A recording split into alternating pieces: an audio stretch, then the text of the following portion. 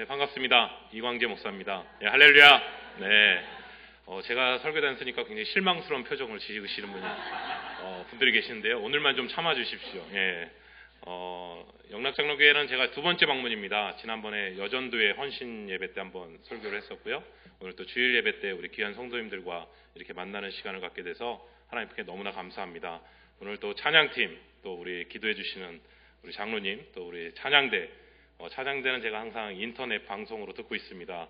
근데 실제 들으니까 너무 좋네요. 예. 그래서 우리 귀한 성도님들 또 은혜 가운데 또 하나님 앞에 나아가시는 모습이 너무나 귀합니다. 그래서 오늘 하나님의 은혜 가운데 정말 하나님께서 임재하는 우리 귀한 예배가 되기를 소원합니다. 우리가 살다 보면요, 나의 지혜랑 힘과 능력으로 해결할 수 없는 문제를 만날 때가 있습니다. 그러면 그 문제를 대할 때 우리는 두 가지 극단적인 반응을 하게 됩니다. 첫 번째 반응은 뭐냐면, 내가 그 문제의 어려움들을 해결하면 내가 한번 부딪혀버리라, 내가 한번 도전해버리라, 그렇게 해서 도전합니다. 나폴레옹이 얘기했던 것처럼 나에게는 불가능은 없다, 그래서 일단 부딪혀보자, 그러면서 막 열정적으로 부딪혀 나가는 것을 보게 됩니다. 그래서 정말 그 어려움이요, 오히려 도전하고 전진하고 나아가니까 오히려 그 어려운 역경을 해결할 때가 있습니다.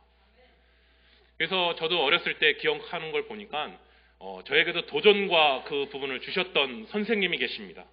초등학교, 국민학교 4학년 때 선생님이셨던 류호상 선생님이십니다. 왜 선생님 이름까지 기억하느냐? 계기가 있었습니다. 한 번은 국어 시간에요, 국어책 안에 그 연극이 있었습니다. 그래서 그 연극의 제목도 기억합니다. 석쟁이의 꿈. 그러니까 돌을 계속 깎는 사람인데 이 일이 너무나 지겨운 거예요. 그래서 나도 좀 다른 일을 해보고 싶다라고 해서 꿈을 꾸기 시작하는 거에 대한 스토리입니다. 근데 그 책을 읽기 전에 선생님이 뭐라고 얘기하셨냐면, 거기에 다양한 배역들이 나오는데 너희가 집에 가서 한번 너가 생각하기에 좋은 배역들을 한번 연습해서 그 다음날 와라 라고 얘기하는 거예요. 그래서 제가 국어책을 딱 집에 가서 대사를 보니까 마음에 확 울리는 대사가 하나 있습니다. 거기에 신화인데요, 뚱보신화입니다. 뚱보신화가 이렇게 고백합니다. 안 됩니다. 그러면 큰 전쟁이 일어나 모든 국민이 고생하게 됩니다. 그러면 나보고 어떻게 하란 말이요, 전하들. 막 이렇게 하면서 나오는 스토리예요. 근데 제가 그렇게 막 대사를 한 수십 번, 수백 번 계속 하다 보니까 그 뚱보신화가 나와 함께 된다라는 느낌이 드는 거예요. 그래서 국어 시간에 이제 선생님이 한번 대사 읽어봐라 해서 제가 딱 그 대사를 하니까 선생님이 기립박수 치시면서 너다, 너가 뚱보신화해라. 그래서 저는 그 대사를 아직도 지금 기억하는 이유가 정말 연습을 많이 했거든요. 그런데 하루는 선생님께서, 야, 우리 국어책에 있는 내용만 이렇게 우리끼리 하지 말고 한번 효과음을 한번 만들어 보자. 근데 그때 당시는 인터넷이 없었거든요. 그래서 선생님이 교무실에서 카세트 하나를 들고 나오셔서 그 빨간 버튼을 누르면 녹음되는 거잖아요. 거기에는 폭풍 소리도 있어야 되고요, 바다 그 풍랑 치는 소리도 있어야 되고, 돌 깎는 소리도 있어야 되고. 근데 이 소리를 구할 수가 없는 거예요. 그래서 선생님이 뭐라고 얘기하시냐면, 방송국에 너희들이 가서 그 소리를 녹음해와라. 그래서 내가 너희들에게 사인을 하나 해주겠다. 그래서 사인도 그냥 간단한 사인, 류호상. 그리고 종이에다 사인하시고 주는 거예요. 갔다 와라. 그래서 저랑 8명이 같이 방송국, MBC 방송국에 갔습니다. 그때 버스 타고 갔는데 그 버스 번호가 48번임입니다. 아직도 생생하게 기억합니다. 그래서 8명의 친구랑 같이 방송국에 갔습니다. 그래서 MBC 방송국에 딱 가니까 경비 아저씨가 딱 기다리고 계시더라고요. 그래서 안녕하세요. 저희는 복내초등학교 4학년 7반 이광재 외 7명입니다. 저희들이 방송국에 온 이유는 여기서 방송의 음향 효과를 녹음하러 왔습니다. 들어가겠습니다. 수희 아저씨가 딱 한마디 하시더라고요. 엎드려. 야, 가뜩이나 내가 지금 바빠 죽겠는데 내가 너희들이랑 지금 이러고 있을 시간 없다. 엎드려. 그러면서 딱딱딱 때리시더라고요. 아니요, 선생님이 이걸 주셨어요. 그러면서 딱 보여줬더니 류호상 이렇게 사인이거든요. 다시 엎드려. 너 지금 너희들 나랑 장난치냐? 그러면서 또 때리시는 거예요. 그리고 손 들고 있다가 결국은 가 임마! 이렇게 하시더라고요. 근데 이렇게 그 8명의 표정을 한번 상상해 보시기 바랍니다. 선생님을 믿고 왔는데 거절당하고 상심이 컸을 때 무릎 꿇고 이러고 있는 거예요. 그런데 제가 그때 갑자기 외마디가 터져나왔습니다. 얘들아, 낙심하지 말자.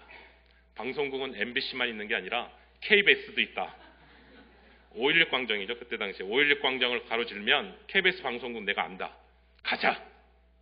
그래서 그 아이들을 또 다시 데리고 걸어서 MBC 방송국에서 KBS까지 카세트 들고 가는 겁니다. 똑같이 갔더니 수희 아저씨가 또 있어요. KBS 방송. 안녕하세요. 저희는 복내초등학교, 시골 학교 아닙니다. 복내초등학교 4학년 7반 누구의 이겁니다. 선생님께서 우리에게 이거 녹음을 하라고 주셨습니다. 갖고 와라. 그래서 선생님 사인이 이렇게 있습니다. 근데 이제 나머지 7명은 위축됐어요. 한번 당했기 때문에. 수희 아저씨가 따라와. 그러니까 이제 또 끌려가서 만나 보다 이제는 이제 문 앞에서 만난 게 아니라 근데 끌려가는데 수희 아저씨가 또 다른 사람에게 소개시켜주면서 얘네들이 지금 방송 음향을 녹음하러 왔으니까 잘 안내해 주세요라고 하시는 거예요. 그래서 그 카세트를 들고 방송국에 들어가서 막 버튼 누르니까 막 소리들이 막 나는 거예요. 그래서 카세트 갖다 대고 그걸 막 녹음했어요. 그리고 우리가 연극할 그 소리를 다 녹음하고 그 다음날 학교로 갔습니다. 선생님께서 하십니다. 했느냐? 네. 안 될 줄 알았는데. 선생님이 이렇게 얘기하시는 거예요. 야, 니네 대단하다. 안 될 줄 알고 보낸 건데 진짜 해오냐? 오케이, 좋다. 너희들의 그 모습을 봤으니까 우리 이 연극을 우리 반에서만 하지 말고 전교생을 대상으로 하자. 내가 교장 선생님들이랑 다 모셔올 테니까 강당에서 한다. 그게 더 커져 버렸어요. 그래서 정말 강당 앞에서 했던 기억이 납니다. 제가 왜 이 얘기를 할까요? 어렸을 때 저에게 한번 정말 불가능인데 한번 저에게 도전했던 선생님이기 때문에 아마 평생의 기름의 이름이 남습니다. 그런데 반면에 어떤 문제가 처했을 때 그것을 통해서 오히려 피하시는 분들도 계십니다. 이미 시작도 하기 전에 이건 내 능력 밖이야 라고 생각하면서 자기 자신의 기준을 낮춰버리시는 분들이 또 계십니다. 예전에 심리학자들이 연구 조사한 것이 뭐냐면 벼룩들을 쫙 놓고요. 벼룩들이 얼마나 뛸 수 있는지를 테스트해봤습니다. 근데 보통 벼룩은 20cm, 조금 더 잘난 벼룩은 30cm를 띱니다. 그래서 동시에 컵을 다 같이 놓으면 10cm 되는 컵을 놨을 때 벼룩들이 뛰기 시작하면 자기가 뛰는 높이보다 한계에 부딪히거든요. 계속. 그러다 보면 시간이 한두 시간만 지나고 컵을 다 치우면 벼룩들은 공통적이게 8cm부터 10cm밖에 뛰지 않는다는 사실이에요. 마치 이 벼룩의 모습이 우리의 모습과 같을 때도 있어요. 몇 번 시도해봤는데 실패를 자꾸 해보니까 그 다음부터는 아예 기준을 낮춰버리고 시도조차 안 하려고 하는 우리의 모습이 있을 때도 있다는 겁니다. 그러면 저는 성도 여러분들에게 다시 한번 질문을 던집니다. 그러면 우리 믿음의 크리스찬들은 정말 불가능이란 문제가 우리의 삶의 가운데 많이 펼쳐지는데 그럼 우리는 어떻게 반응해야 될 것인가? 라는 그 질문이 오늘 본문에 대한 키워드의 질문이 아닐까 생각이 듭니다. 먼저 불가능은 사실 인정해야 됩니다. 우리가 할 수 없는 부분도 참 많이 있습니다. 근데 또 하나 기억해야 될 것은 나는 할 수 없지만 하나님은 하실 수 있다라는 그 믿음도 또한 필요하다는 사실입니다. 그래서 오늘 본문 말씀을 보실 때 그 질문을 한번 좀 던지셨으면 좋겠어요. 우리의 삶 가운데 불가능한 문제를 어떻게 바라볼 것인가? 오늘 본문의 내용은 이렇습니다. 한 아버지가 아이를 데려옵니다. 벙어리 귀신 들리는데요. 아마 간질병도 있었던 것 같아요. 근데 그 아이가 계속 고통스러워하고 너무나 힘들어하는 모습을 보면서 아버지가 너무나 안타까워서 그 아이를 데리고 예수님 앞에 나아갑니다. 근데 때마침 예수님은 그 자리에 또 안 계셨어요. 변화산에 올라가셨고 제자들 9명이 남아있는 상황에서 그 제자들 9명이 어떻게든지 낙해보려고 몸부림을 쳤는데 그 병이 더 심해지고 더 어려워지는 상황이 오늘의 본문입니다. 그리고 예수님께서 그때 내려오셔서 지금 상황이 전개되는 내용의 스토리가 오늘의 본문입니다. 그 아버지는 달려가서 예수님한테 매달립니다. 제 아들 좀 고쳐주세요. 여러분, 첫 번째 우리가 기억해야 될 것은 뭐냐면 내 삶 가운데 불가능한 현실의 삶의 문제가 생기면 어디로 가셔야 되냐면 주님께 가셔야 됩니다. 우리 한번 말씀을 볼게요. 마가복음 9장 19절입니다.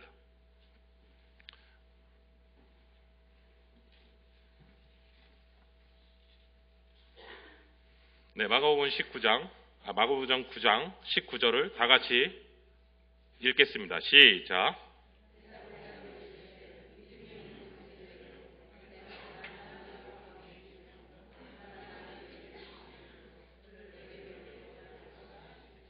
아멘. 19절 말씀의 마지막 보시면 예수님께서 그를 내게로 데려오라 라고 얘기합니다. 첫 번째 힌트는 뭐냐면 그를 내게로 데려오라. 조금 더 의미를 강조하면요. 교회의 책임은 뭐냐면 하나님을 만나게 하는 것입니다. 우리가 예배드리는 이유, 우리가 성경 공부를 하는 이유는 뭘까요? 하나님을 체험하기 위해서요. 근데 성경 공부와 예배드리는 초점이 그냥 단순하게 지식과 내 마음의 평안의 만족만을 위해서 예배드린다면 그것은 본질이 아니라는 거예요.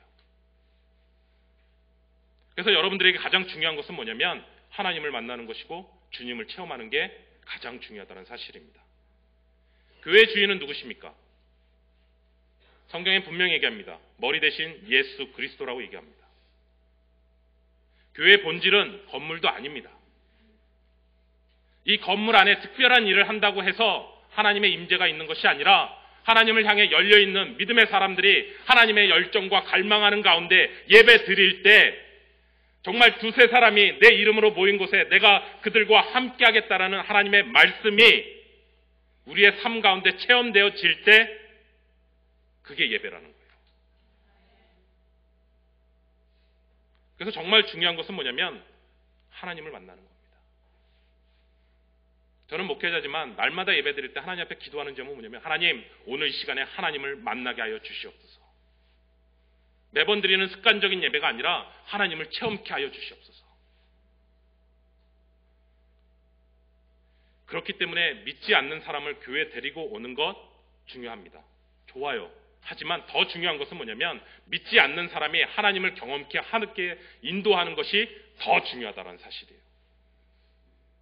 예전에 그 오늘의 교회 윤영주 장로님, 가수셨던 분이시죠. 그 장로님께서 1:1 제자 성경 공부를 하는데 새 신자가 온 거예요. 그래서 그에게 12주 동안 말씀을 양육하는데 4주차가 됐을 때 갑자기 해외에 출장을 하게 되신 거예요, 미국에. 근데 이 새 신자를 어떻게 할까 고민하다가 주변에 잘 도와줄 수 있는 분에게 연결을 해줍니다. 내가 4주 동안만 빠질 텐데 이분을 좀 잘 옆에서 성경 공부를 좀 인도해 달라고. 그러고 나서 이분이 미국을 출장 가십니다. 근데 출장 가셔서 하셨던 일이 뭐냐면 하루에 한 번씩 이 새 신자분에게 전화를 하는 거예요. 오늘 성경 공부 어떤 걸 배우셨나요? 오늘 어떻게 요새 기도 제목 하는데 어떤 부분이 좀 힘드신가요? 그러면서 해외에서 시간을 맞춰서 계속 전화를 드리는 거예요. 근데 그분이 나중에 이분이 너무나 극진하게 옆에서 섬기고 어떻게든지 주님께 인도하려고 하는 그 모습에 감동을 받아서 정말 크리스찬이 됩니다. 그분이 누구냐면 숙대 교수로 컬럼니스트를 쓰신 이만재 교수님이시라는 분입니다. 그가 어떻게 예수를 만났는지에 대해서 기록하시더라고요. 그런데 오늘 본문에 보시면 제자들이 가장 큰 실수가 있습니다. 첫 번째 실수는 뭐냐면 주님께 아버지와 아들을 인도하지 않았다는 사실이에요. 우선 먼저 기억할 게 뭐입니다. 예수님의 세 제자 베드로, 야고보, 요한은 예수님과 함께 변화산에 올라갔습니다. 나머지 9명의 제자들이 남아있는 거죠. 사랑하는 성도 여러분, 9명의 제자의 마음을 한번 상상해 볼까요? 그들이 피곤해서 안 데려간 것도 아니고 아파서 안 데려간 것도 아니고 따로 딱 구별해서 데려간 거고 9명의 제자였습니다. 주님한테 원망하지 않았을까요? 왜 주님은 이 3명만 특별히 예뻐하시지? 우리도 가고 싶은데 우리는 왜 여기 남게 하셨지? 그리고 마음 가운데 왠지 계속 소외되는 느낌? 왜냐하면 예수님이 결정적일 땐 3명은 꼭 다 데리고 가셨거든요. 그래서 그 마음 가운데 굉장히 불평이 많았을 것 같아요. 그런데 또 반면에 그때 아버지와 그 아이가 왔을 때 제자들이 만약에 이렇게 대답했다면, 그런데 어떡하죠? 예수님께서 지금 산에 올라가셨는데 죄송합니다. 예수님 잠깐 있다가 내려오실 것 같아요, 이제는. 그러면 잠깐만 기다리셨다가 예수님 오시면 저희가 안내해 드리겠습니다. 그러면 이 본문은 아무 문제가 없습니다. 왜냐하면 주님이 고쳐주실 거기 때문에. 제자들의 역할은 여기까지만 하면 됩니다. 이해되시죠? 근데 오히려 9명의 제자들은 제 추측에 의하면, 성경에 기록되어 있지는 않습니다. 제 추측에 의하면 기뻤을 겁니다. 왜냐하면 함께 있으면 누가 나서지요? 항상 베드로요. 베드로가 없는 게 자기들한테는 도움이 됩니다. 왜냐하면 항상 나서서 일로 데리고 오시오. 내가 기도하겠소. 더군다나 예수님도 안 계세요. 해볼만 한데? 우리가 뭔가 한번 해보자라고 해서 그 아이를 데리고 왔을 때 그 아이를 놓고 자신 있게 얘기했을 겁니다. 왜냐하면 그들은 체험을 했습니다. 마가복음 6장에 보시면 예수님께서 12제자를 보내시면서 둘씩 짝을 지면서 얘기하십니다. 너희가 가서 귀신을 쫓아내고 병든 사람을 고쳐주고 안진뱅이가 일어날 것이라는 선포되는 말씀을 합니다. 근데 마가복음 6장 30절에 보시면 정말 그대로 체험이 됩니다. 가서 얘기했더니 귀신이 쫓아나가고 정말 자기들이 기도했더니 병든 자가 막 벌떡벌떡 일어나고 그 현장이 자꾸 눈에서 다 본 거예요. 공교롭게도 12제자가 다 체험했어요. 그래서 돌아와서 서로 흥해서 야, 나 누구도 일으켰다. 어떤 사람도 일으켰다. 그러면서 막 흥하게 있기 때문에 그들 마음속에는 이러한 체험이 있었어요. 없었던 게 아니라 있었어요. 그런데 우리가 또 질문을 던지고 싶은 것이 있습니다. 그들이 그 아이를 놓고 기도할 때 어떻게 기도했을까? 저는 간절히 기도했을 거라고 생각됩니다. 아마 한 달 전에 이랬겠죠. 예수 그리스도의 이름으로 명하노니 귀신아 떠날지어다. 근데 귀신이 안 떠나는 거예요. 그러니까 옆에 제자가 얘기합니다. 내가 한번 해볼게. 너가 하나 빠뜨린 게 하나 있어. 나사렛. 내가 명하노니 아니죠. 나사렛 예수 그리스도의 이름으로 명하노니 귀신아 떠날지어다. 안 나가는 거예요. 예, 지금 너무 믿음 좋으신 장로님 아멘 하지만 안 나가는 거예요. 현실은. 또 옆에 있는 또 제자가 이렇게 했죠. 야, 예수님 언제 소리 지른 적 있냐? 잠잠하게 눈동자를 맞추면서 얘기하시죠. 떠날지어다. 근데 더 달라붙고 더 고통스러워하는 모습을 보게 되는 거죠. 그런데 여러분 그거 아시죠? 이 상황 속에서 사람들이 점점 모여들지 않았을까요? 어떤 일이 일어나? 저는 주변 사람들의 반응이 이랬을 것 같아요. 이것들 가짜 아니야? 그동안 예수 이름 팔아먹고 그냥 장난친 거 아니야? 별거 없네. 그랬을 때 제자들이 그 소리를 들었을 때 마음이 어떨까요? 피하고 싶겠죠. 근데 그 상황에 주님께서 변화산에서 내려오신 겁니다. 사랑하는 성도 여러분, 여러분이 먼저 말씀을 유심히 보시면 아버지와 아들은 예수님을 찾으러 온 것이지 예수님의 제자들을 찾으러 온 것이 아니라는 사실입니다. 그래서 저는 우리 귀한 성도님들에게 먼저 던져지는 질문은 여러분의 가운데 불가능한 문제가 터졌을 때 첫 번째 하셔야 될 것은 예수님 앞으로 나오셔야 됩니다. 아멘. 내가 해결해 보려고 몸부림치는 게 먼저가 아니라 먼저 예수님께 나오셔야 됩니다. 또 특별히 하나 더 말씀드려요. 사람을 찾지 마세요. 내 삶 가운데 어려운 문제가 터졌을 때 사람을 찾지 마세요. 죄송합니다. 목사님도 찾지 마세요. 첫 번째는 안수자도 찾지 마세요. 능력자 찾지 마세요. 누구를 먼저 찾아야 되냐면 예수님. 예수님 앞에 먼저 무릎을 꿇으셔야 돼요. 이 문제 해결은 하나님이 하실 수 있습니다. 근데 중간에 제자들이 나서서 이걸 더 어지럽게 만든 거예요. 자기들이 한번 해보겠다고 해서 오히려 아이는 더 심해지고 사람들한테 비아냥 소리 듣고 아무것도 하지 못하는 그 모습을 보게 됩니다. 그럼 질문을 던질게요. 왜 제자들은 귀신을 쫓아내지 못했을까요?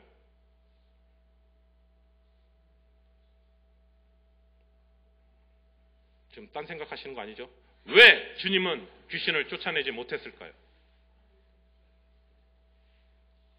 분명히 귀신을 쫓아낸 경험이 있습니다. 분명히 있었어요. 답을 얘기 드리면 예수님께서 제자들을 2명씩 짝지어 보내신 거예요. 주님이 가라 하니까 주님이 그 가운데 역사하신 거예요. 제자들의 능력을 보고 역사하신 게 아니라 주님이 함께하고 가라고 하니까 역사한 거예요. 여러분, 주님이 가라 하면 가시면 돼요. 왜냐하면 주님의 영광은 주님께서 나타나십니다. 믿으십니까? 근데 우리가 자꾸 아니요, 내 생각은 아닌 것 같은데요 하니까 문제인 거예요. 또 어떨 땐 주님이 멈추라고 했는데 내가 생각엔 맞거든요. 그럼 계속 가요. 그러면 이러한 불상사가 일어난다라는 거예요. 또 하나 기억해야 될 것은 뭐냐면 제자들이 병든 자를 고치고 귀신을 쫓아냈을 때 주님은 단지 그 제자들을 사용하신 것뿐이에요. 그냥 주님의 도구였던 것뿐이에요. 그런데 우리는 착각할 때가 뭐냐면 뭔가 능력이 나타나면 꼭 내가 한 것처럼 생각해요. 아니에요. 내가 한 게 아니라 주님이 나를 그냥 그때 사용하신 것뿐이에요. 그렇기 때문에 우리 인간은 항상 교만할 수 있었던 게 뭐냐면 오히려 더 하나님의 큰 능력이 나타나면 꼭 내가 한 것처럼 착각을 해요. 아니에요. 주님이 하신 거예요. 이게 신앙의 밑거름을 첫 번째 단추를 잘 끼우셔야 돼요. 아버지가 주님께 매달리면서 얘기합니다. 뭘 좀 하실 수 있으면 영어 성경에 if로 시작합니다. 될 수도 있고 안 될 수도 있고. 근데 처절하게 매달립니다. 하실 수만 있으면 해주십시오 라고 얘기합니다. 여러분, 이 단어가 믿음의 단어입니까? 정말 주님을 전적으로 신뢰해서 할 수만 있으시면 그 단어가 아니라 거의 포기 상태의 그 단어입니다. 근데 저는 이 아버지의 그 절규가 주님 하실 수만 있으면 그 단어가 사실 더 와닿아요. 왜냐하면 이 아들이요 어렸을 때부터 아팠었다라고 성경엔 기록되어 있습니다. 그러니까 수십 년의 시간이 고통의 시간이었던 거죠. 이 아버지가 어떤 일들을 했을까요? 좋은 의사는 다 찾아갔을 거라고 생각합니다. 성경에 나와 있지 않지만 저는 베데스다 연못까지 찾아갔을 거라고 생각합니다. 그거는 말도 안 되는 그 미신인데 어떻게 하든 그 물속에 천사가 동하게 되면 들어가면 어떤 병에 걸린 사람도 다 나은다고 하니까 어떻게든지 내 아들을 낳게 하기 위해서 거기까지도 가지 않았을까라는 생각도 들어요. 그런데 아무 일도 안 일어나는 거예요. 아마 예수님 말고 다른 종교도 한번 믿어보지 않았을까요? 야, 너가 종교 좀 한번 바꿔봐. 너가 다른 종교 한번 믿으면 그 사람은 나았대. 그러면 종교라서도 바꿔서라도 이 아들을 낳고 싶어하는 그 아버지의 마음이 있지 않았을까요? 그런데 마지막에 예수님을 찾아갔는데 예수님의 제자들이라면 혹시 낳게 하지 않을까 했는데 제자들도 아들을 못 낳게 하는 그 모습을 보면서 그 마음이 얼마나 무너졌을까요? 혹시나 하고 지푸라기를 잡았는데 그것조차도 안 되는 거예요. 여러분 이 상태에서 100% 믿음이 생길까요? 주님을 바라봤을 때.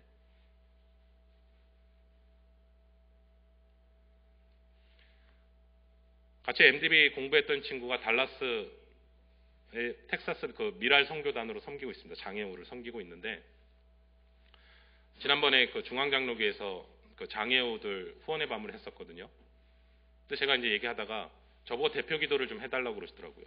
그래. 근데 그 친구가 내가 너한테 하나 기도하는 가운데 하나 부탁할 게 하나 있다. 기도 제목 중에 기도하는 가운데 이 기도는 꼭 넣어줘. 그래서 뭔데? 했더니 장애우들을 사실 많이 보십니까? 잘 못 보거든요, 사실은. 그런데 장애우 후원의 밤인데 거기에 나와 있는 장애우들이 그게 전부라고 생각하시면 절대 안 됩니다. 그거보다도 더 훨씬 많은 숫자는 그냥 집에서 방치되어 있습니다. 그래서 기도 제목 가운데 이렇게 했으면 좋겠다는 거예요. 장애우들이 보이지 않는 부모가 때로는 자기 자녀를 드러내고 싶지 않은 그 고통 속에 있는 그 부모님들이 계신다면 그분들도 그 아이를 데리고 주님께 나올 수 있게 해달라고 기도를 해달라고 그러더라고요. 여러분 평생 장애우 자녀를 두신 분들은 얼마나 고통스럽겠습니까? 더군다나 가족 중에 귀신 들린 사람이 있다. 낫지 못하고 정신병에 걸려서 있다. 저는 그 가정이 다 무너져 갑니다. 한 명만 가족이 이상해도요. 무너져 갑니다.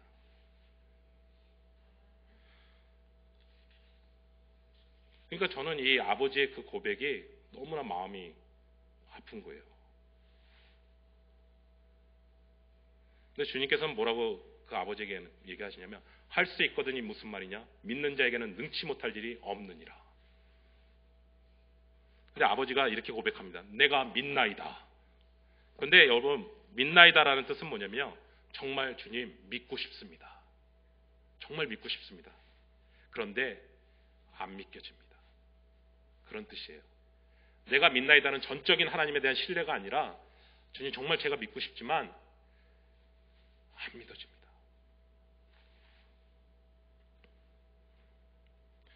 그분 아버지 마음에 의심의 안개가 자욱한 거예요. 수십 년 동안 시도해봐도 안 됐기 때문에 그 마음이 간 거예요. 근데 절규하는 거예요. 주님 정말 믿고 싶어요. 정말 주님 도와주세요. 저의 믿음 없는 것을 도와주세요. 주님 앞에 그것을 매달리는 거예요. 그런데요. 그 고백이 끝나자마자 주님은 그 아이 귀신 들린 것을 쫓아내 주십니다. 그럼 분명히 예수님은 믿음이 있어야 이런 일이 일어난다라고 얘기했는데 이 아버지의 고백은 믿음이 충만해서 고백한 게 아닌데 주님은 그 얘기를 듣자마자 바로 기적으로 행하시는 모습을 보게 됩니다. 이건 완전히 역설적인 부분인 것 같지 않으세요? 할 수 있거든이 무슨 말이냐? 믿는 자에게는 능치 못할 일이 없느니라는 것은 전적으로 하나님을 신뢰합니다 라고 믿음의 사람이 나아갈 때 역사가 일어나야 된다고 우리가 생각하는데 오히려 주님 저는 믿음이 없습니다. 저는 정말 믿음 없는데 믿음이 너무나 없습니다라고 그 고백하는 순간에 주님께서 그 마음을 받으시고 바로 기적을 행하셨다는 사실이에요. 저는 이 말씀을 유심히 보면서 믿음은요 믿습니다 맨 땅에 헤딩하는 게 믿음이 아니라는 거예요. 그러면 믿음은 정확하게 뭐냐라고 하신다면 내 안에 정확하게 하나님 앞에서 내가 너무나 연약한 존재라는 사실을 입술로 고백할 때 그게 믿음이라는 거예요. 그게 바로 믿음의 출발이고요. 믿음이란 내가 할 수 없음을 고백하고 내려놓는 거예요. 그게 믿음이에요.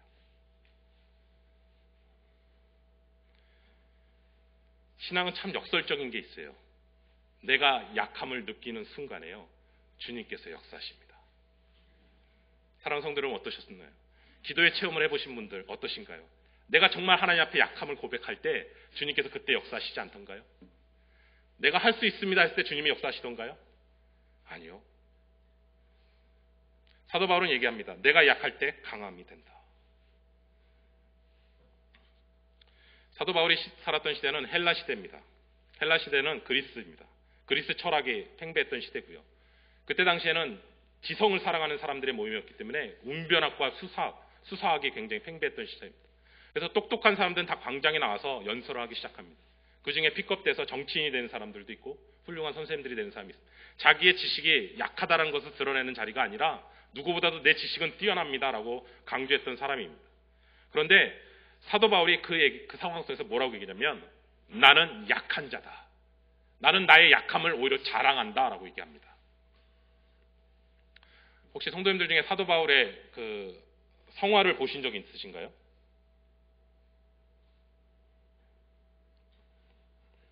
주무시고 계신 거 아니죠? 네. 사도 바울의 그 성화를 보시면 일단은 죄송합니다. 좀 대머리입니다. 키가 작습니다. 그리고 일자 눈썹입니다. 그리고요, 다리도 오다리입니다. 매력이 있으세요? 너무 믿음이 충만하시면 다 매력 있다고 그러시겠지만 매력이 없습니다. 그리고 성경에 보면 사도 바울은 말이 어눌했다라고 얘기합니다. 성경은 13권을 기록했어요. 문장과 문맥은 탁월합니다. 하지만 말은 아다다 말은 어눌합니다. 그리고 사도 바울에게는 무슨 병이 하나 또 있습니다. 정확한 변명은 모릅니다. 어떤 분은 학자는 안질일 것이다. 예수 그리스도를 만나고 나서 그 빛이 너무나 강렬해서 눈이 실명을 당했기 때문에 굉장히 눈물에서 거품이 있어서, 비닐이 있어서 굉장히 눈이 안 보였을 것이다. 근데 또 한 사람은 또 뭐라고 얘기했냐면 간질이 있었을 것이다. 설교를 하다가 간질에 걸려서 쓰러져갖고 막 거품 물고 있는 그 사도 바울의 모습을 보면 여러분 어떤 생각이 드시겠습니까? 그런데 사도 바울은 뭐라고 얘기했냐면 그 육체의 가시를 오히려 자랑합니다. 왜냐하면 주님께서 말씀하셨거든요. 내가 약한 데서 강함이 된다고. 그래서 사도 바울은 복음을 딱 들고 나갑니다. 예수 그리스도의 십자가. 헬라인들에게는 미련하게 보이는 그 복음을 들고 나갑니다. 메시지 전하는 사람도 키도 작아요. 말도 잘 못해요. 근데 그가 들고 나간 메시지 자체도 황당한 소리를 하고 있어요. 그런데요, 그 황당한 소리가 헬라 사람들을 변화시키기 시작하고 그 나라를 변화시키기 시작하고 결국 우리에게까지 이 복음이 흘러왔다라는 사실입니다. 사랑하는 성도 여러분, 우리의 약함이 정말 하나님의 강함입니다.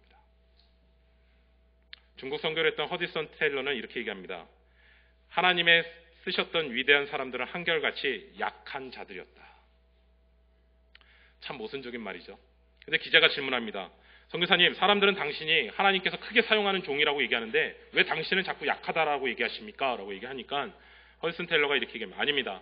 하나님께서 마음대로 쓰실 만큼 나는 너무나 작고 하나님이 마음대로 흔들어 쓰실 만큼 사람을 찾고 계시는데 그 사람이 바로 저일 뿐입니다. 사랑하는 성도 여러분, 믿음은 두려움이 없는 게 믿음이 아닙니다. 믿음은 나의 연약함을 솔직하게 고백하는 겁니다. 그 아이가 귀신이 나간 후에 갑자기 쓰러집니다. 사람들은 다 죽었다라고 생각합니다. 근데 예수님께서 그 아이의 손을 잡고 일으켜 세우십니다. 근데 일어서게 했다라는 뜻이 헬라어 성경에서 보니까요, 레저렉션이라는 단어로 사용합니다. 즉 부활이라는 단어의 뜻입니다. 변화산에서 예수님께서 제자들 3명에게 꼭 얘기했던 게 뭐냐면 이 부활의 그 사건을 절대로 내가 부활하기 전까지는 사람들에게 얘기하지 말라라고 당부하고 내려오셨는데, 내려오시자마자 그 아이를 일으켜 세웠던 그 부활에 대해서 다시 한번 소개한다라는 거예요. 여러분, 마치 이거 아니에요? 하나님의 큰 부활이요, 영광의 그 사건이요, 답답한 현실 속에서 연결되는 그 통로가 있는데 그것은 무엇이냐? 믿음이요. 하나님의 영광을 보고자 하는 자는 우리의 현실 가운데 답답한 문제가 계속 엄습해 오는데 이것을 연결해 줄 수 있는 사건은 뭐냐? 믿음이요. 주님께서는 그것을 선포하고 계시는 거예요. 이 사건이 끝나고 제자들이 조용히 집에 가서 예수님께 여쭤봅니다. 저는 이게 너무 좋아요. 저는 예수님 제자들 볼 때마다 행복해요. 우리 말씀 보겠습니다. 마가복음 9장 29절이요.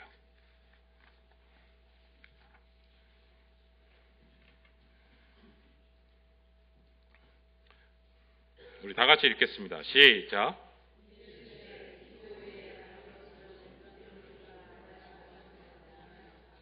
아멘. 오늘 성경책 밑에 보시면 다른 사본에는 기도와 금식 외에는 이런 유가 나갈 수 없느니라 라고 기록되어 있습니다. 분명히 믿음에 대해서 계속 얘기하시는데 주님은 마무리를 뭘로 얘기하시냐면 기도로 마무리하고 계시다는 사실이에요. 그럼 믿음과 기도가 무슨 연관이 있을까라는 질문을 또 던지게 됩니다. 믿음이 없는 세대요 라고 얘기하면서 너희가 기도하지 않는다는 것은 자신의 연약함을 드러내지 않는다라는 거거든요. 저는 우리 나이 드신 어르신들 보면 존경스러운 게 있습니다. 뭐냐면 끝까지 그 모습 가운데 주님께 기도하시는 모습을 보면 너무 은혜스러워요. 젊은 청년이 기도하는 거는 그때 뜨거우니까 그럴 수 있다고 쳐도 정말 마지막 노년의 삶에 이르기까지도 그 자리에 나오셔서 하나님 앞에 기도하시면서 매달리시면서 기도하는 그 모습은 너무나 은혜스러워요. 그런데 그분들에게 질문하고 싶은 것은 뭐냐면 기도가 무엇일까? 그 장로님들이랑 우리 귀한 성도님들의 모습 가운데 기도는 나의 연약함을 고백하기 때문에 평생에 있어서 그 자리로 나오시는 것이 아닌가요? 우리가 새벽 예배 드리는 이유도 하나님 내가 오늘의 삶 가운데 내가 너무나 연약합니다. 하나님 나를 좀 붙잡아 주세요 라고 하는 그 믿음의 고백으로 예배의 자리로 나오시는 거 아니에요? 근데 주님께서는 너무나 직설적으로 얘기하십니다. 너가 기도하지 않기 때문에 귀신을 쫓아내지 못했다. 기도 안 하는 게요, 교만이에요.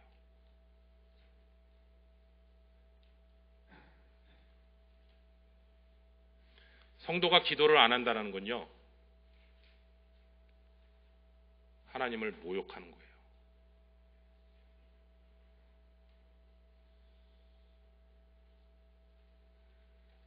여러분 삶 속에 진짜 장애는 뭔지 아세요?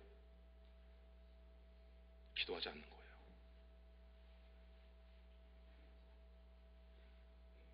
우리가 잘 아는 다윗이 언제 무너졌죠? 기도하지 않을 때요. 그럼 다윗이 언제 다윗 됐죠? 어떠한 상황 속에서도 기도할 때요.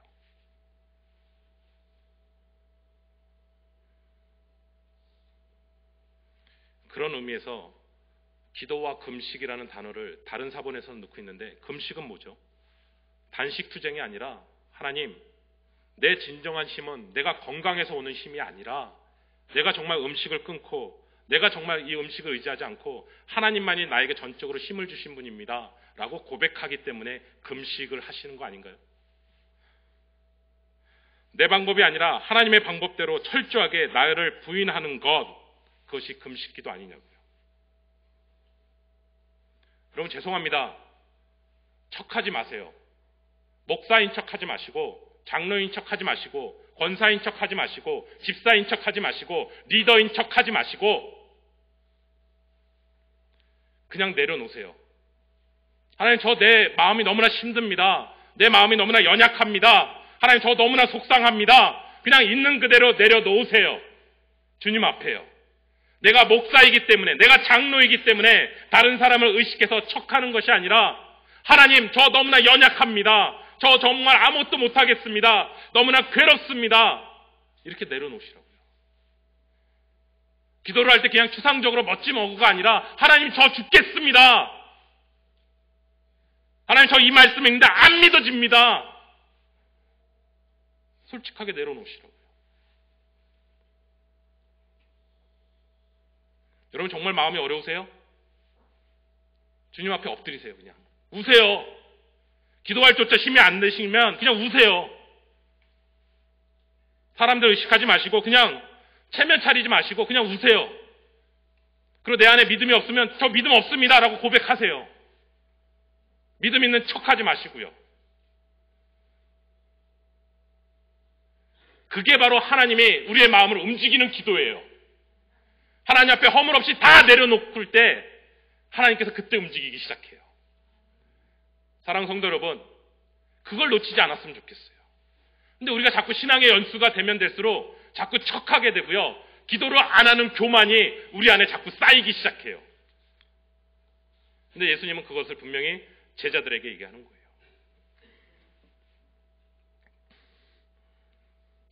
척하지 않으면 좋은 일이 있습니다. 뭔지 아세요? 정직합니다. 정직하면 또 뭐가 생기냐면요. 파워가 생깁니다. 그렇죠? 내가 있는 척하면 더 힘든데요. 오히려 다 내려놓고 그러면 오히려 정직해지고요. 정직하면 또 어떤 일이 생기면 파워가 생깁니다. 여러분 각자에게 제가 질문을 하나 던지겠습니다. 기도하고 계십니까?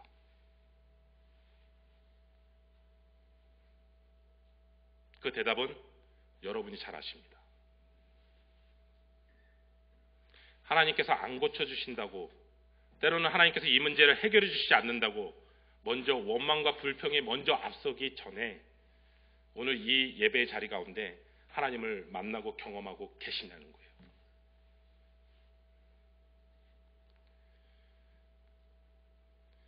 그 아버지가 더 솔직한 거 아니에요? 저 믿음 없습니다, 주님. 저 믿음 없습니다. 근데 주님이 그 믿음을 붙잡고 그 아이를 치유해 주시기 시작했다는 겁니다. 그때 제자들이 조용해서 물은 거죠. 주님, 우리는 왜 안 됐지요? 분명히 예전에 우리는 했거든요. 근데 왜 지금은 안 됐지요? 예수님 단호하게 얘기했죠. 기도 외에는 이런 유가 나갈 수 없다. 기도 안 하면 이런 믿음이 생기지 않는다. 왜 우리가 기도해야 될까요? 한때는 능력이 있었어요. 그런데 문제는요, 그 믿음이 우리의 것이 아니라는 사실이에요. 우리가 날마다 기도하는 이유는 뭐냐면 하나님 저에게 믿음을 허락하여 주시옵소서. 왜냐하면 그 믿음의 본질은 하나님이기 때문에. 저와 여러분들에게는 하나님께서 분명히 믿음의 선물을 주셨습니다. 믿으십니까? 하나님이 주셔야 생기는 것이 믿음이기 때문에 우리는 끊임없이 하나님 앞에 기도해야 합니다. 기도는 믿음과 연결되어 있기 때문에 그래야 능력을 체험할 수 있기 때문에 그렇습니다. 기적이 현실로 되기 위해서는 믿음과 기도는 함께 간다는 사실입니다. 혹시 여러분 중에 아직도 이 마음이 갖고 계세요? 야, 난 그래도 안 해본 거 없다. 나도 노력해봤다. 정말 마음이 해봤는데 안 되더라 하고 계신 분들이 계신다면 다시 하게 단호하게 얘기합니다. 정말 기도해보셨습니까? 정말 기도를 하셨다면 정말 믿음이 안 생길까요? 그러면 기도와 믿음이 있는데 하나님의 역사가 안 일어날까요? 저는 단호하게 얘기합니다. 하나님은 죽은 자의 하나님이 아니라 지금도 살아계시고 역사하시는 하나님인 것을 저는 믿고 고백합니다. 귀한 성도 여러분, 정말 믿음과 기도가 회복되기를 소원합니다. 우리 좌우 앞에 한번 인사하겠습니다. 믿음과 기도가 회복됩시다. 네. 저를 보고 계속 얘기하지 마시고요. 좌우 앞에 인사하면서 하겠습니다. 믿음과 기도가 회복됩시다. 네. 네, 하나만 더 하겠습니다. 척하지 맙시다. 네. 네. 기도하시겠습니다.